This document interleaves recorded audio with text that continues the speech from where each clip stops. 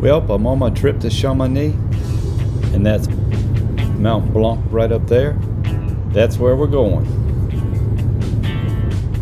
Woohoo! First time. New stuff. Just arrived at the Airbnb. Right here. And then we got this as our view. Not too bad. Not too bad at all. Look at those glaciers over there. Oh my goodness. Well, we got a rainy day today. Just walking around it right here. Listening to the church bells. Unfortunately, not much to see with the mountains. You can see some of the lower ones, but just all clouds right now. Gonna go just walk around, do a little bit of the tourist stuff here, buy a few things. Hopefully it stops raining sometime, maybe go to the gym today. Even in Chamonix. We're in the city center here with the casino right behind me. And the water's running pretty good. Not a good sign. Kind of the shopping area, I think. A lot of stores. MGM. Those aren't climbing shoes. Not even ski boots or hiking shoes. I don't understand. A little more outdoorsy there.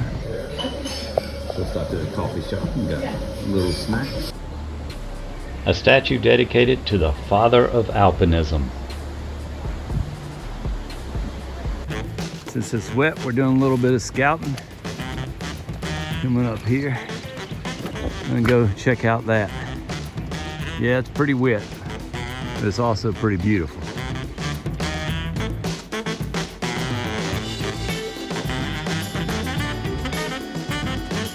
Gotta do something. Came out here to rock climb. Gotta do something. Yeah. This is actually the harder part. Very slippery. Woohoo! Because it was raining, we went to the legendary gym Mont Blanc Escalade. It is an old style gym. It has a coziness to it and you can feel some of the history. This is Elisa on a slightly overhanging wall. It was pretty hard and technical. She climbed it very smoothly. And we got Tommy going up here. I just led this pitch. Pretty steep. You can see Alyssa down there. Look how overhung that is. That was pretty good. I was glad to have that kind of hold there. These right through here was kind of tough though. Hey Tommy. This is where the climbing got hard. Tommy was able to pull his way through it without any problem. I decided to take a practice fall. It helps prepare you for taking longer falls outside. Elisa got pulled up when I fell down. We did not realize that the rain was going to stop that day, and it actually turned out to be pretty nice. So we decided to go to this small crag called Les Chavants. Tommy on the route Directe, a 4B, and he is climbing it pretty quick as it's a pretty easy climb. Checking the water situation.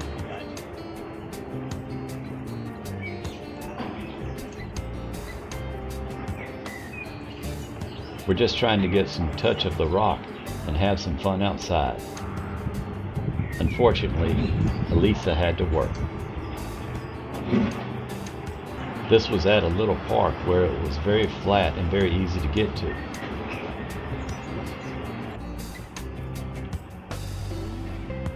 There are usually a lot of people out and about, but on this day we had the whole park to ourselves. I made Tommy wave at the camera. I'm on an unknown 5C. It had some moves that made me concentrate, but generally a fun short climb. Now it's my time to say hello. Yeah! Now it is time for Tommy to climb the 5C. We spent most of this day with rain jackets on and multi-layers. It was unbelievable how hot it got. I thought maybe the rest of the week was going to be like that, and I was a little worried because the high cliffs still had a lot of snow on the approach to them, and I didn't think we could get to those if the weather warmed up. Climbing on the right is Elisa on an unknown 5C and Tommy on the left. Tommy is linking the first two pitches of Le Toit. The first pitch is a 3C and the second pitch is rated 5B.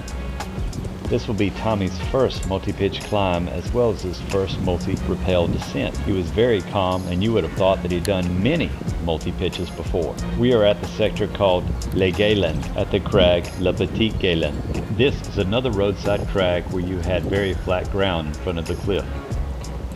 The routes were much longer and harder than the routes at Les Chavants, the cliff we were at the afternoon before. I felt like this was a good warm-up for us before we were ready to tackle the bigger routes in the mountains.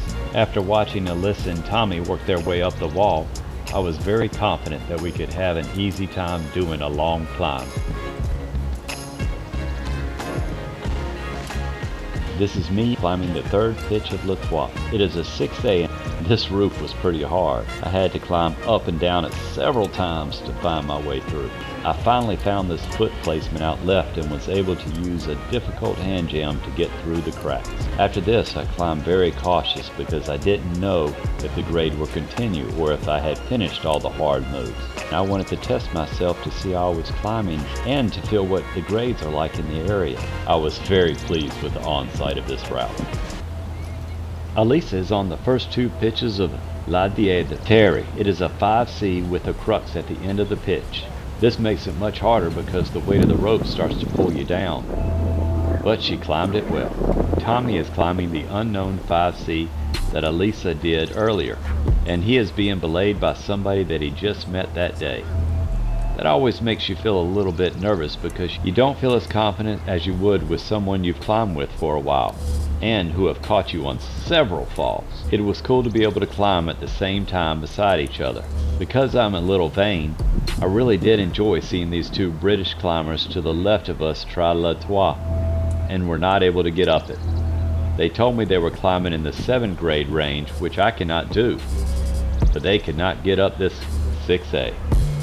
I am on a climb that I thought was a lot harder. I got on the wrong one. This cliff at Gallands has a feeling of more remoteness, but there were flushable toilets, and at the end of the day, we just walked to a bar and had our dinner. After climbing at Les Gallands, we decided to take the Train du Mont-Père and hike down to the top of our climb, and then rappel to the start of the climb. Here it comes. So fast. Look at that. All right, I've been on the high-speed train here in France. This is the low-speed train. Got it here. That's better. Wooden seats. Starting to get a little crowded. We were not the only climbers who decided to get higher altitude. After getting a little higher, all we could see was the fog, but we were still hoping that it would rise and we'd be able to climb later on in the day. Taking the trail down. Passing the train tracks again. Not something you see every day on a climbing trail. And a bar on the trail. Appalachian Trail, y'all need to step up. Yeah, it's going up. The clouds are above us now. You can actually see some stuff. Now there's the city way down there. Well, found out the route was too wet when we got up here. So we're walking back down and trying to find something dry. Oh well. You never do if you don't try.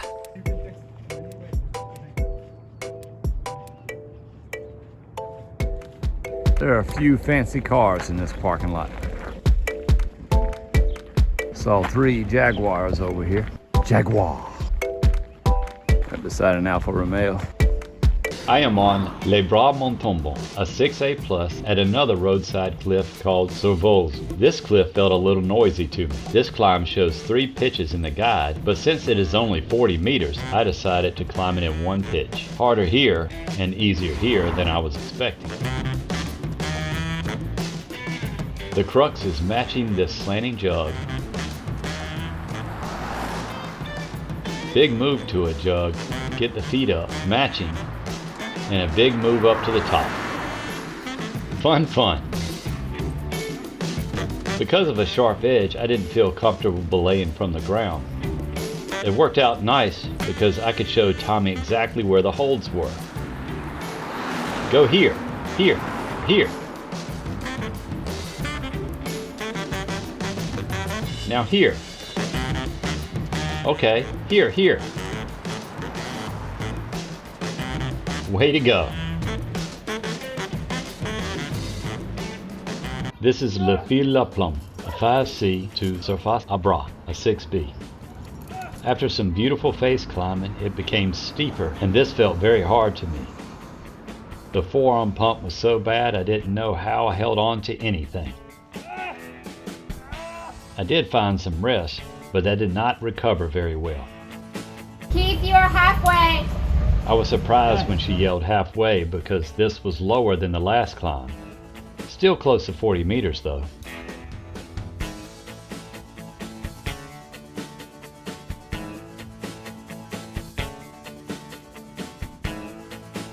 Clipping the anchor was...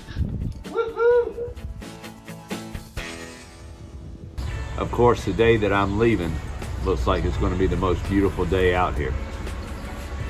Wow. You can see all the high peaks now. Keep learning and having fun.